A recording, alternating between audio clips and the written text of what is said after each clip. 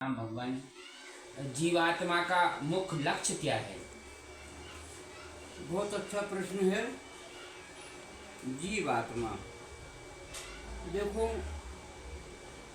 एक है जीवात्मा, एक है ईश्वर, एक है परमात्मा। ये तीन दायरे हैं आत्मा के। जीवात्मा, फिर ईश्वर की आत्मा और परमात्मा।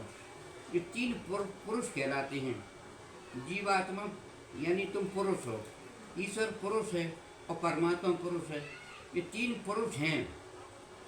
ये तीन पुरुष अपने अपने दायरे में काम कर रहे हैं। जीवात्मा को काम मिला है, क्या काम मिला है कि वो परमात्मा की ओर यात्रा करे, कि परमात्मा तक जाए, कि परमात्मा कैसा है, कौन है। तो परमात्मा को पाने के लिए जीवात्मा की उत्पत्ति हुई है, क्योंकि परमात्मा स्वयं ये जानना चाहता था कि मैं कौन हूँ। परमात्मा स्वयं को नहीं मालूम था। लेकिन क्यों नहीं मालूम था? क्योंकि वो अकेला था। परमात्मा जब केवल एक होता है तो वो किससे क्या कहे।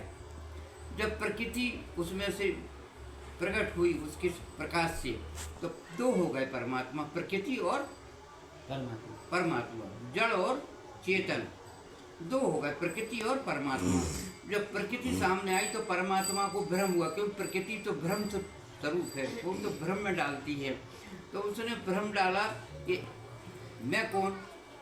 परमात्मा कह रहा मैं, वो जानना चाहता है।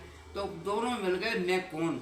मैं कौन का मिलना से क्या हुआ कि परमात्मा में इच्छा जाहिर हो गई कि यार मैं कौन हूँ। तो मैं इच्छा जाहिर कर दी उसने कि मैं एक से बहुत हो जाऊं। और वो एक से बहुत होने के लिए उसने जीवात्मा को बनाया।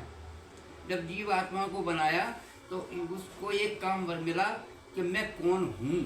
जीवात्मा को ये जानना है कि मैं कौन हूँ। जब तक वो ये नहीं जान जाएगा कि मैं ही परमात्मा हूँ, तब तक उसकी यात्रा पूरी नहीं होगी।